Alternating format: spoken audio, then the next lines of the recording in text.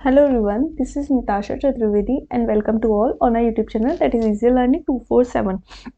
और हम लोग आज की क्लास में क्या करेंगे, देखो हम लोगों ने एसक्यूएल कंप्लीट कर ली, उसके 100+ क्वेश्चंस की सीरीज भी कर ली, नेटवर्किंग कर ली, ऑलमोस्ट सारे चैप्टर कर लिए हैं, लेकिन पाइथन अभी हमारी रह गई है। और एसक्यूएल में एक क्लास हमारी रह गई, क्वेश्चंस हो चुके हैं बाद में, लेकिन एक क्लास रह गई है। 3 पार्ट में मैंने प्यूरी एसक्यूएल कंप्लीट कर दी है, एक थोड़ा पार्ट रह गया, उसमें थोड़ी बहुत चीज़ें बची हैं, लेकिन क्वेश्चंस मैं कंप्लीट करा चुकी हूँ। लेकिन मैं सोच रही हूँ पहले पाइथन करा दूँ, और ये भी मैं कल अपलोड कर दूँगी, आज अपलोड नहीं हो पाई, उसके लिए I am extremely sorry for that. But मैं पाइथन स्टार्ट करा रही हूँ। पाइथन में मैं किस तरीके से स्टार्ट कराऊंगी, मैं आपको तरीका बता दे रही हूँ कि पाइथन में मैं थ्योरी प्लस क्वेश्चन साथ के साथ लेके चलूंगी, क्योंकि अभी इतना टाइम नहीं है कि मैं पहले थ्योरी कराऊँ फिर क्वेश्चंस कराऊँ, और समय भी कम है, तो समय कम है, उसके लिए अभी वीडियो स्टार्ट करेंगे। लेकिन आपको एक मोटिवेशन चीज बताती हूँ उसके लिए कि देखो भाई, कर दिखाने का मौका जब भी किस्मत देती है, दंगल सॉन्ग है, दंगल सुन लेना उसको, थोड़ा मोटिवेशन। और उसमें जो लास्ट वाली लाइन है ना, तो ये समझो क्या बोल रहा है उसका लिरिक्स, जब भी किस्मत आपको कर दिखाने का मौका देगी, जब भी किस्मत आपको कर दिखाने का मौका देगी, तो तैयारी के जो दिन है वो भी गिने चुने देगी भाई। तुझको मोहलत देती है, मांगती है लागत में, आपसे क्या मांगती है लागत में? हर एक बूंद पसीना, हर एक खून पसीना। तो अब आपका टाइम है, दिस इज योर टाइम।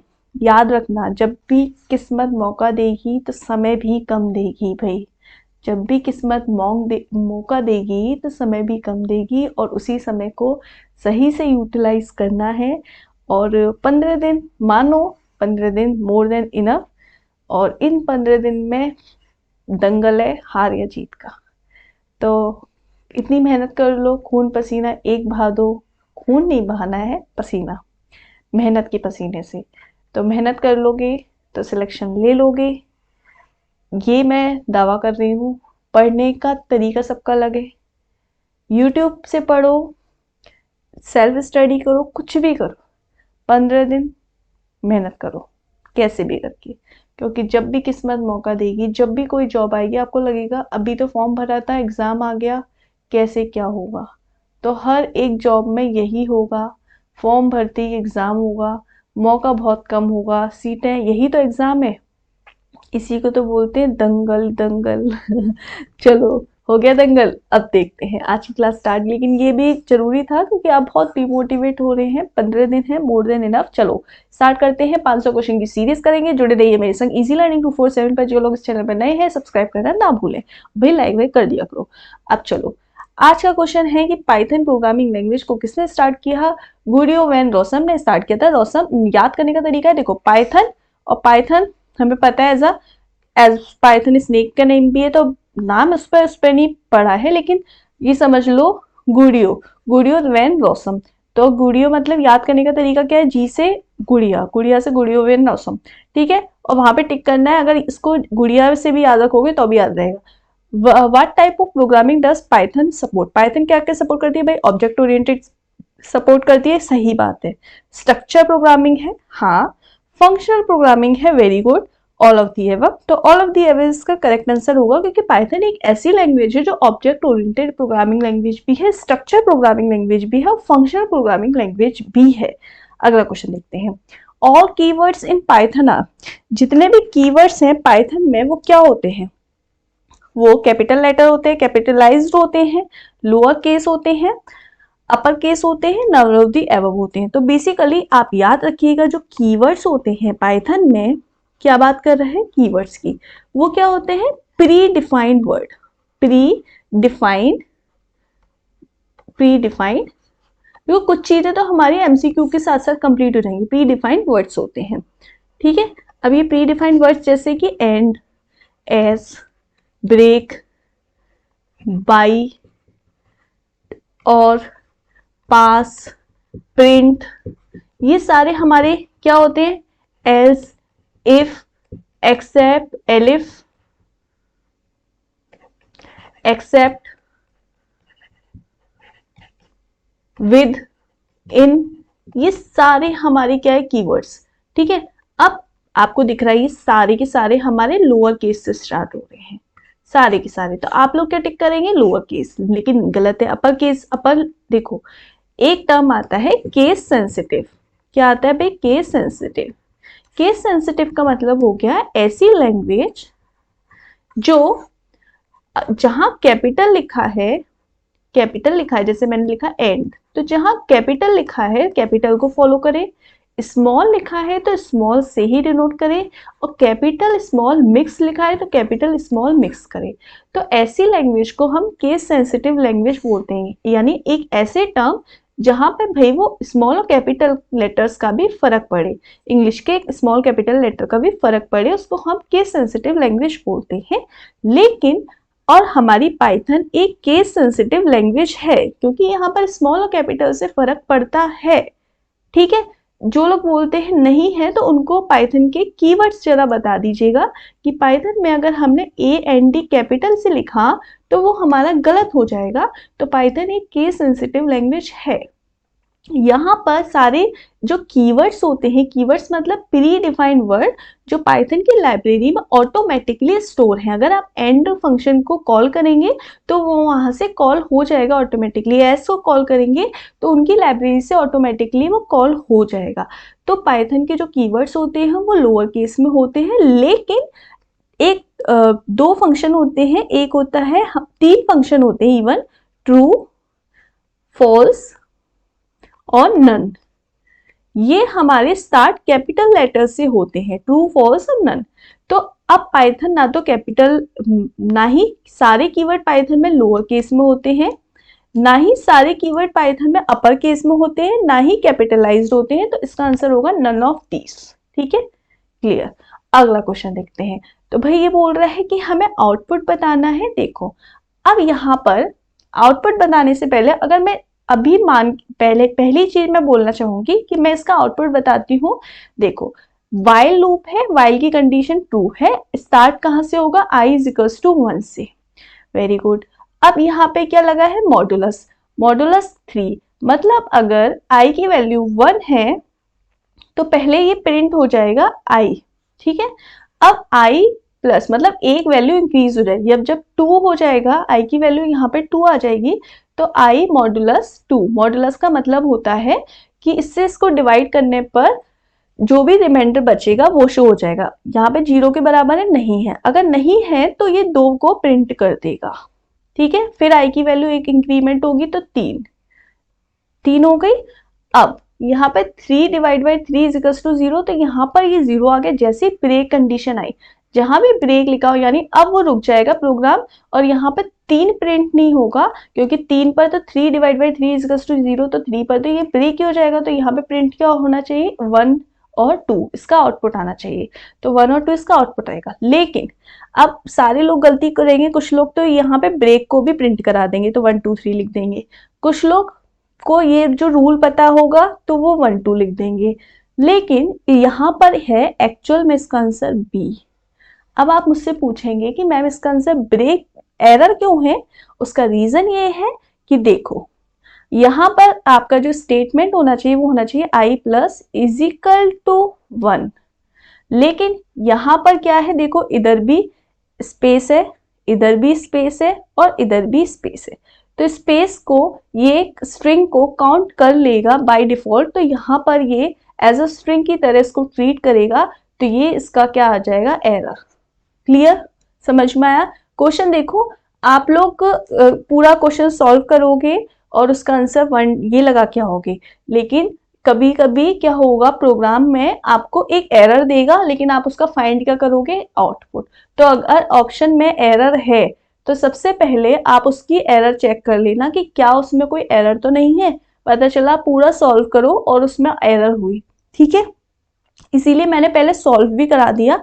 मैं डायरेक्ट अगर आपको कह देती कि इसका आंसर एरर है तो आपको समझ में नहीं आता। क्वेश्चन नंबर एक और देखते हैं। क्वेश्चन इंपॉर्टेंट क्वेश्चन है और ये क्वेश्चन एग्जाम में 100% किसी ना किसी फॉर्म में पूछा जाएगा। देखो प्रेसिडेंस ऑफ पाइथन, पाइथन का प्रेसिडेंस का रूल पूछा है कि जो पाइथन होती है ऑर्डर ऑफ प्रेसिडेंस मतलब जो पाइथन की लैंग्वेज होती है वो कैसे वर्क करती है, किस चीज पर पहले क्या परफॉर्म होता है, पहले क्या रन होता है। जैसे कि मैथमेटिक्स में आपने एक टर्म पढ़ा था बॉड मास। क्या पढ़ा था भाई? BODMAS. तो बॉड मास का आपने क्या पढ़ा था? ब्रैकेट ऑफ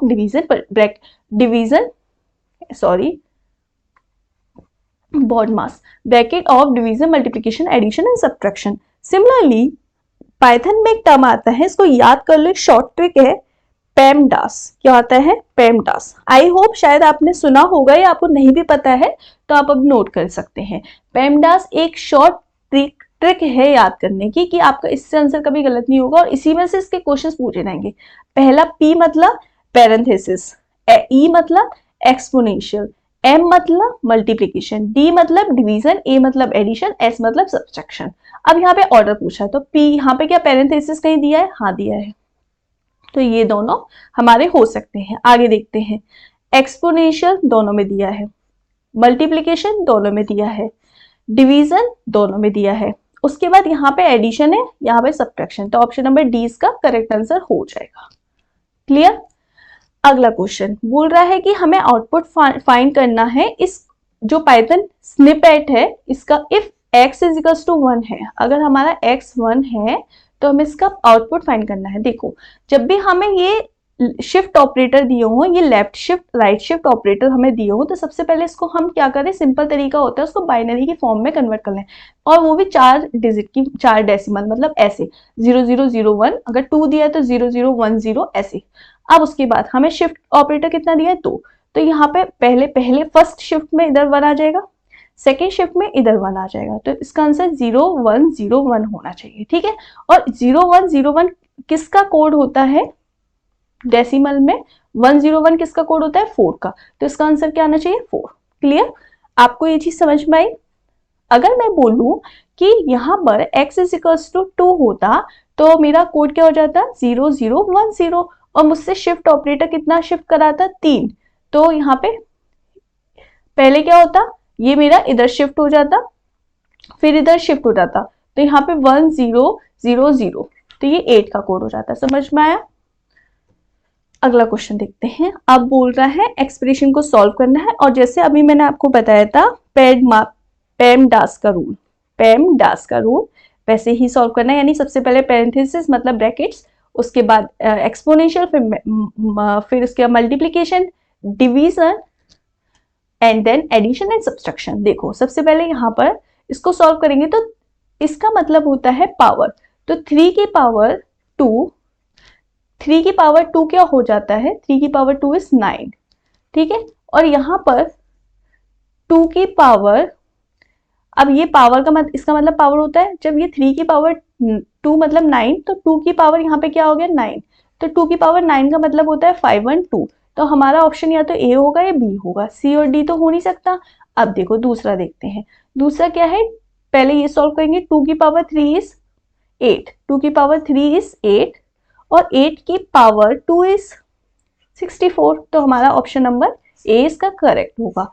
फिर भी हम आगे चेक कर लेते हैं, ये क्या है? 2 की पावर 3, पहले 3 की पावर जब सेम होते हैं तो पहले बाद वाला सॉल्व करो। 3 की पावर 2 इज 9 और 2 की पावर 9 इज 512। ठीक है, क्लियर हुआ? समझ में आओगा?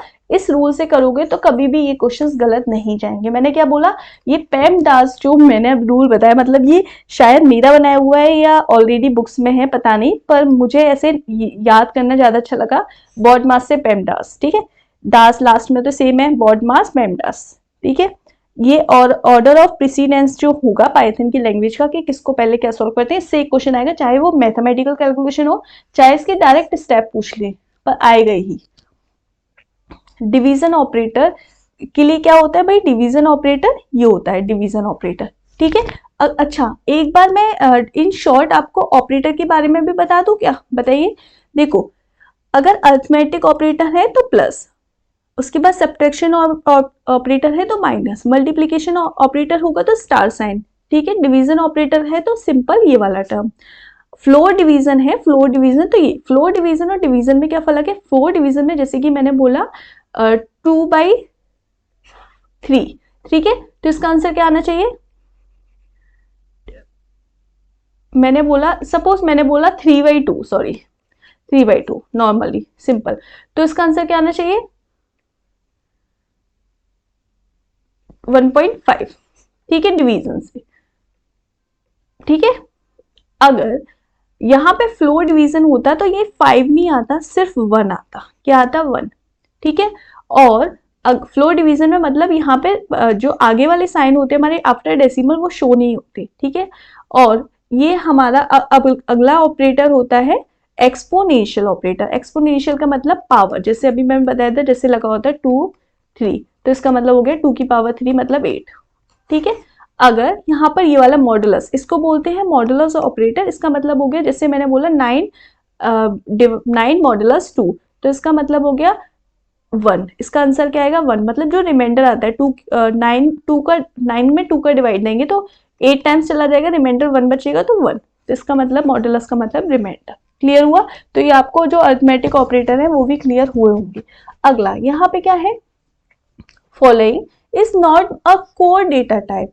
भाई कोर डेटा टाइप पूछा, देखो टपल भी डेटा टाइप है, लिस्ट भी डेटा टाइप है, डिक्शनरी भी है। जो हमारी क्लास है वो हमारा कोर डेटा टाइप नहीं है। ठीक है, तो आई होप आपको आज के ये क्वेश्चंस अच्छे से क्लियर होंगे। साथ के साथ मैंने आपको इनका जो इन डिटेल एक्सप्लेनेशन है वो भी अच्छे से क्लियर किया है। ऑपरेटर के बारे में भी आपको जानकारी हो गई और कुछ थोड़े प्रोग्राम भी क्लियर हुए होंगे। अब हम लोग कल से पाइथन का बेसिक से एडवांस बिल्कुल स्टार्ट करेंगे, और उसके अलावा मैं पाइथन के क्वेश्चन साथ के साथ अदर जो चैप्टर्स हैं उनके भी ऐसे थोड़े थोड़े क्वेश्चंस करके दे दूंगी, क्योंकि एक साथ वीडियो बनाने में पूरा उसको बहुत टाइम लग जाता है। इससे अच्छा मैं उसको पार्ट्स वाइज बना दूंगी, और आपको भी एक बार पूरी वीडियो देखने में आपका भी बहुत समय वेस्ट होता है, और इस समय आपके पास इतना समय नहीं है।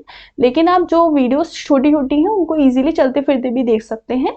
तो मैं इस तरीके की एक बड़ी वीडियो बनाने से अच्छा 3-4 ऐसी छोटी वीडियो बना लूँ, वो आपके लिए ज़्यादा बेनिफिशियल होगी। तो मैं ये पाइथन के 500 प्लस क्वेश्चंस कराऊंगी आफ्टर डे।